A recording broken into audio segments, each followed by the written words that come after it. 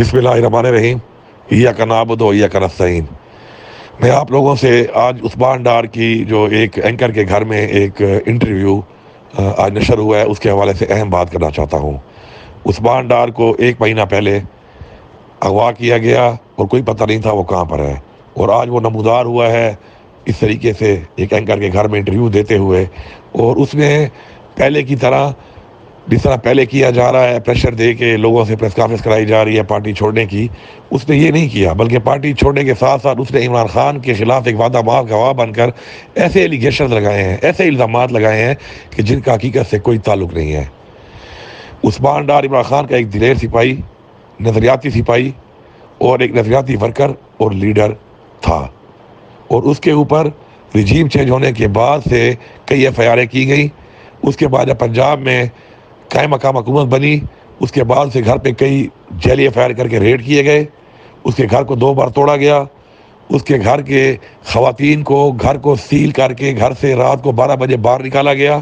اس کی factory cell کی گئی، اس کے ایک بھائی کو 1 مہینہ جیل میں رکھا گیا، اس کا دوسرا بھائی بھی کئی مہینوں سے انڈر گراؤنڈ ہے، اور 9 مئی کے بعد بھی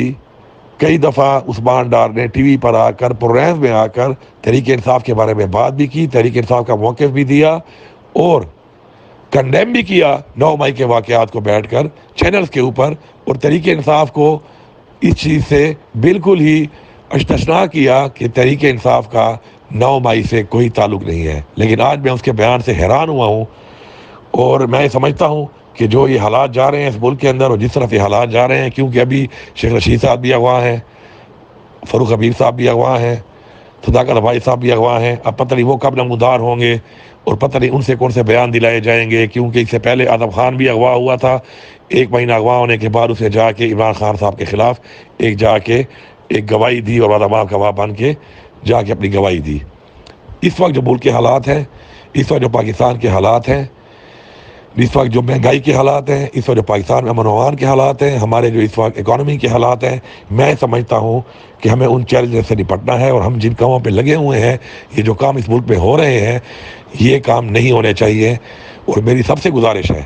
جو بھی ذمہ داران ہیں کہ ہمیں ملک کو ان سب چیلنجز سے نکالنے کے لیے ایک ہی راستہ ہے ہمارے پاس، کہ ہم جلد از جلد فری اینڈ فیئر الیکشن کرائیں، 90 دنوں کے اندر کرائیں،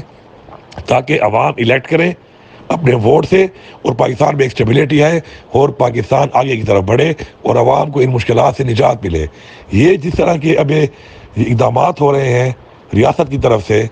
یہ نہایت تشویشناک ہے، پاکستان کے لوگوں کے لیے بھی، تحریک انصاف کے لیے بھی، اور اس کے علاوہ اوورسیز پاکستانیوں کے لیے بھی، اور پوری دنیا میں ہمارے اوپر اس سوال نشان اٹھتا جا رہا ہے، اور ہم آگے بڑھتے جا رہے ہیں اس چیز میں، بجائے ایک جمہوری عمل کو اور آئینی عمل کو پایہ تکمیل تک پہنچانے کے۔